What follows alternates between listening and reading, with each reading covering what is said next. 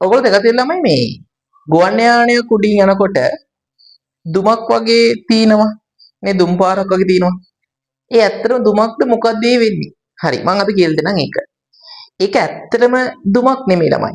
ඒක වෙන්නේ මෙහෙම. ගුවන් යානයක් ඉහළ අවකාශي ගමන් කරනකොට සාමාන්‍ය ඔක කිලෝමීටර් 10 8ක් 12ක් අතර උඩින් ගමන් කරන්නේ. ඒ ගමන් කරනකොට ඒ දහණය වන වායුවත් නැත්නම් ඉන්ධනත් එක්ක ජල වාෂ්ප අධික උණුසුමක් තියෙන ජල වාෂ්ප පිට වෙනවා. හරි. හැබැයි අපි දන්න දෙයක් තමයි මේ පොළව හරි උෂ්ණත්වය 28යි සෙල්සියස් කියලා ගත්තොත් ඉහළට යන්න යන උෂ්ණත්වය අඩු වෙනවනේ.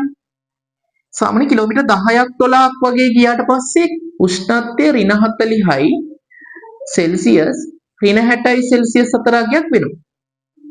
ඍණාගයක්. දැන් දන්නවනේ ඔයගොල්ලෝ දැන් හොඳට සීතල තියෙන දවසක් ගත්තොත් ළමයි දැල්ලා තියෙනව නේද උස්ම පිට කරනකොට අර දුමක් වගේ පිට වෙන්නේ. අපේ ප්‍රාශ්වාස වාතයේ තියෙන ජල වාෂ්ප ඝනීභවණය වෙලා දුමක් වගේ පිට වෙන්නේ.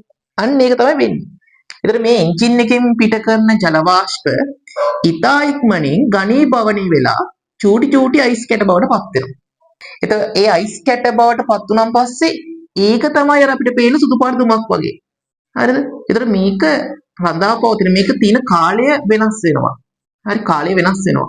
ඒ කියන්නේ සුළඟ වගේ දේවල් තියෙන උෂ්ණත්වය වැඩි දවසක් නම් මේක ඉතා ඉක්මනින් නැති වෙනවා. උෂ්ණත්වය අඩු ඒ වගේ සුළඟත් අඩු දවසක් නම් මේක සෑහෙන වෙලාවක් අපිට දුමක් වගේ බලා ගන්න පුළුවන්. එහෙනම් අද ඉඳගෙන ගුවන් යානයක් උඩින් යනකොට ඒකේ දුම පිට වෙනවයි කියලා බලන්න එපා. ඒ පිට වෙන්නේ මොකද්ද? ජල වාෂ්ප පිට වෙනවා. ඒ ජල වාෂ්ප මේ තියෙන අධික සීතලත් එක්ක ඉතා ඉක්මනින් ඝනීභවණය වෙලා අයිස් ස්පටික හැදෙනවා. ඒ අයිස් ස්පටික ගොඩක් එකතු වුණාන් පස්සේ තමයි ඒක දුමක් වගේ පේන්නේ. ඉතින් ලස්සනට භෞතික විද්‍යාව දේවල් ඉගෙන ගන්න අනිවාර්යෙන් channel එකක් subscribe කරගෙන යන්න.